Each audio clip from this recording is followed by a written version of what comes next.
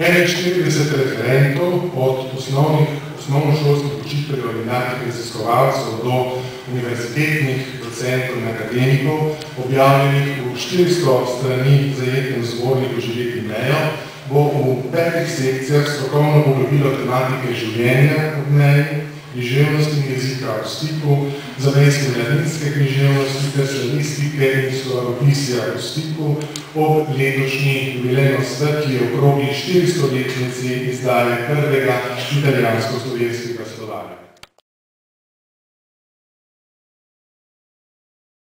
Stimatissimi Presidente dell'Associazione, signor Cosutra, stimatissimo Preside della Facoltà del Martino, carissimi amici della lingua italiana, cari colleghi. Posebno čast mi je, da danes lahko pozdravim slovenski zavetični kongres v tej dvorani na tem mestu in v tem času. Drugi smo namreč zbrani zunaj slovenskih političnih meja in tematika kongresa Živeti meja ne bi mogla biti bolj primerna času in prostoru, kjer smo.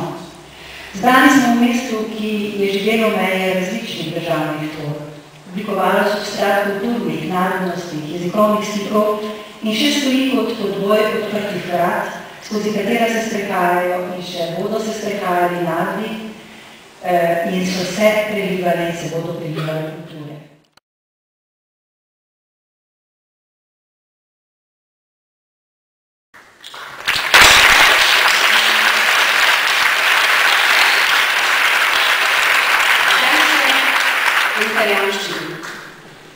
Paolo Mercure è una figura molto importante, presente da più di mezzo secolo nella vita culturale di Trieste e dell'intera area slovena come autore di musica, etnomusicologo, saggista, recensore, folclorista, dialettologo, storico-linguistico ed esperto di antroponimia.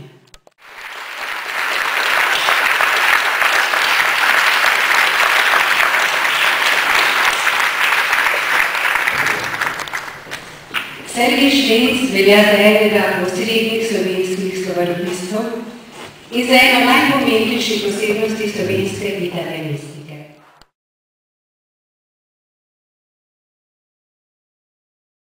Še hujše kot samo kapital, so pa špekulacije s kapitalom, ki mu je podrejeno vse preostalo, vse oblike življenja. Tudi kultura, tudi slovenistika, tudi slavistika. Skratka, drugi hočejo kriviti solo vse. Zelo sinoptično, na kratko takole. Ko so v začetku 70 let prvič publicirali starogorski rokopis iz 50. stoletja, je naš tedanji kolega, zdaj že nažalost zdavne rajnki, Tine Logar, ponudil podmeno, da so v koroškem karakanskem in kulturnem jedru že pred dobrim tisočletjem izoblikovali vse za obredne potrebe, ko ime skupni najnovejši staroslovenski jezik. Z današnjega jezikovnega vidika gospa sveta seveda niti meja ni več. Tisti čas pa je bilo središče, ki je očitno širilo svoj karantansko-slovenski vpliv daleč naokrog, tudi do furlansko-slovenskega mejnega sveta starega OSM. Živeti mejo, to je gotovo manj dramatično izkušnja kot živeti, na primer, nomadstvo.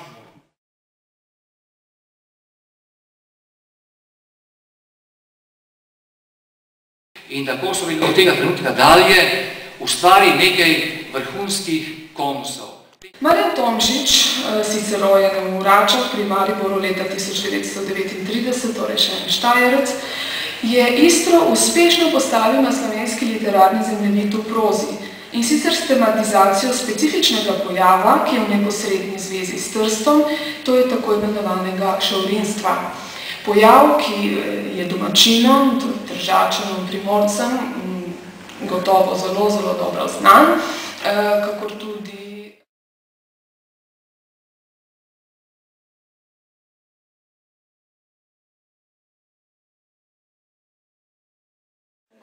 glede na to, da je treba najprej te učence v zamejstvu naučiti dobro slovensko, ker se jim nekaterim zdi, da mogoče ne znajo dosti dobro. Pogledali, kakšna je motivacija za branje, iz kakšnih razlogov potem sploh posegajo po knjigah, oziroma zakaj se odločajo za film. Pri filmu so predvsem navajali, da je vse lepo prikazano, da ni potrebno nič misliti, no, dekleta so pritegnili dobri igralci, fante pa predvsem akcija. No, pri knjigah so pa rekli, da pač si potem vse lahko po svoje predstavljajo, da to pač te znane stvari.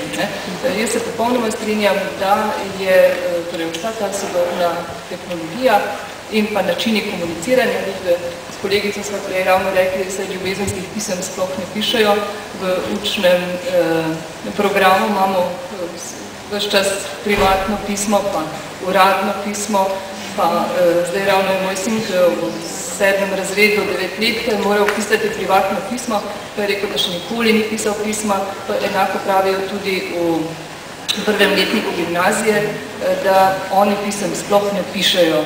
Kako pa zdaj to, ne? Mi jih sicer naučimo nagovor, pozdrav vse sestavne dele, ker se potem na maturi pač tako preverja, ne, če to vse vključuje. Pa se slišimo? Vključen, ne. Bliže. S kolegico smo se spogledali in smo rekli, da ljubezenskih pisem sploh več ne pišejo, SMS-e pošiljajo ali pa kar po Messengerju. To je zato, ker ljubezni ni več. Ja, to je to, ne. To je pa res, ker gledam, recimo, zdaj ne o celi moji družini, ampak včerko gledam, ki je 17 let stara, pa ves čas na tistem Messengerju, pa pravim, pa vse pojde ven, pa se potem srečate, pa živa komunikacija, ampak oni so komunicirajo na ljubezni. No, to je pa zelo globoka misel za razmisliti. No, mogoče preznačenje, da malo provokativni nameni. Mi smo seveda lahko ogorčeni, užaljeni, žalostni, ker se nekaj, v čemer ne bi bili profesionalni, preprosto izgube iz našega sveta, tako pojavnega, pa besednega, ampak premalo smo pa pozorni na to, da novi načini komunikacije pa neke druge spretnosti prevzgajajo, oblikujejo, pri kateri smo pa mi mrzli. Enostavno ne vemo, ne najdemo kontakta. Ampak za lestvico se ve, ki je, to je naša lestvica vrednot. In od tod potem naše včasih ogorčeno, včasih žalostno, ampak vedno pa potem doživljamo. No, to bi samo še dodala, da ni res, da dijaki ne bi imeli radi literature, ker če jim mi beremo v razredu, zelo pozorno poslušajo in zelo radi imajo, če učitelj bere v razredu. En problem se potem začne, ko se morajo izvajati njihove miselne operacije. S tem se veliko ukvarja doktorica Pečakova z razvojem teh bralnih sposobnosti. Dokler gre samo za pozitivno doživetje literature in prijetno doživetje, je vse lepo in prav. Prostite, lahko dodam samo še nekaj. Sem se spomnila, ko je gospod zdaj prej rekel, da naš svet recimo umira, sem se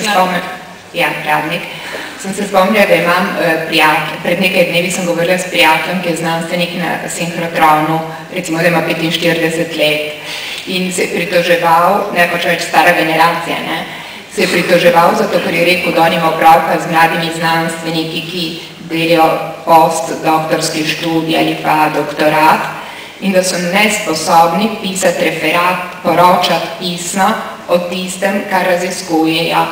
In da stalno brskajo po internetu in skušajo lepiti razne kose, ki jih dobijo po internetu, da bi izrazili, da bi govorili o rezultatu svojih lastnih raziskovanj. Tako da ne samo bralna sposobnost upada, ampak nažalost tudi sposobnost pisanja. Po tem zelo pesimističnem zaključku predam mikrofon komu drugemu, preden se začnemo jokati. Tisti na sinhrotronu se sploh malo čudni. Lahko poskušam odgovoriti, Miran. Prvo bi jaz osebno ne strinjam, da je IKT ali digitalna pismenost osiromašila pouk književnosti ali književnost. Mislim, da v bistvu da je pravzaprav večina vendarle pripada ženskam, ampak potem je spet seksistično.